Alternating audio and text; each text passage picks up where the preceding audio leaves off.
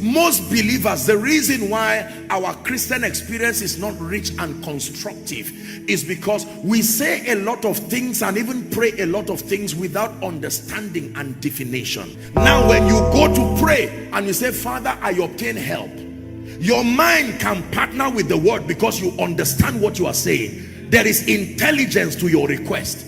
You already understand the dimensions of the help that can come. Help means mercy.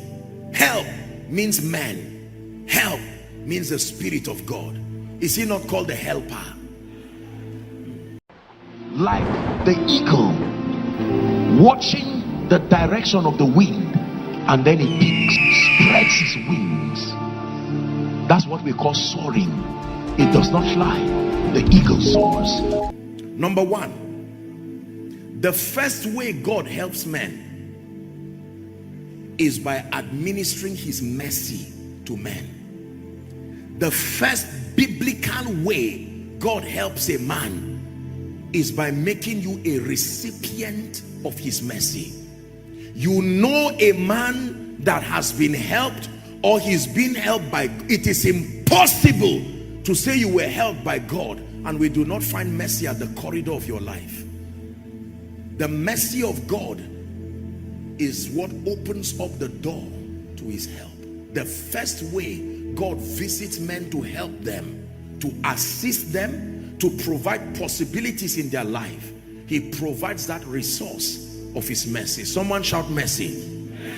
Number two, the second way God helps men is by exposing them to the ministry of men.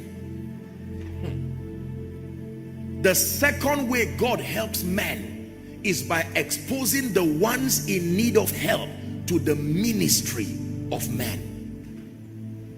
There is such a thing as the ministry of men. The third way God provides help in this kingdom is by granting you access to the person and the ministry of the Holy Spirit. Write it down. These are the three biblical ways from Genesis to Revelation.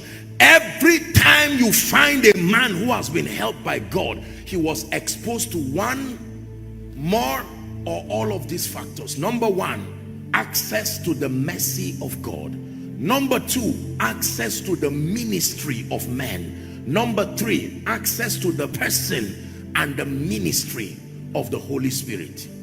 Helped by God, by being a recipient of his mercy. Helped by God by enjoying the ministry of men. Helped by God by enjoying the rich heritage of the ministry of the Spirit. Outside of these three factors, there is no possibility for man to obtain help from God. Are we together now? So that when you are saying, God help me, you know what you are asking. God help me means God show me mercy. God help me means God send a man to my life. God help me means reveal the Holy Spirit to me. You see, most believers, the reason why our Christian experience is not rich and constructive is because we say a lot of things and even pray a lot of things without understanding and definition. Are we together? Now when you go to pray and you say, Father, I obtain help, your mind can partner with the word because you understand what you are saying. There is intelligence to your request. You already understand the dimensions of the help that can come. Help means mercy. Help means man. Help means the Spirit of God. Is he not called the helper?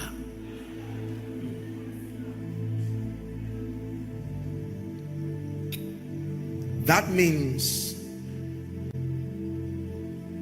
if you obtain mercy and the ministry of men and the ministry of the Spirit, it's like a tripartite signature that will be signed upon your life.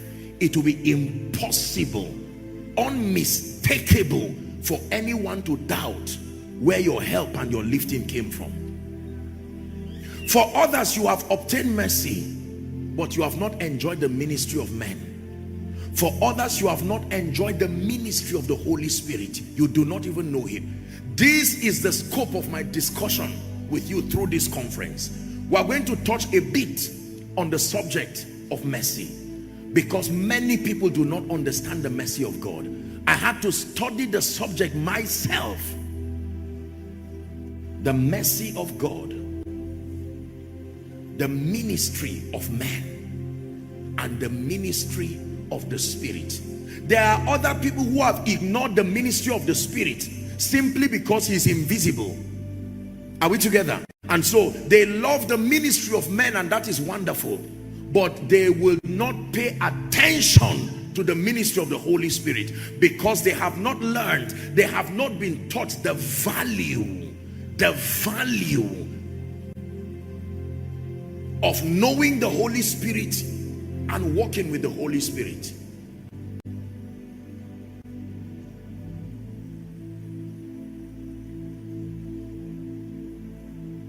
It is true that God helps men,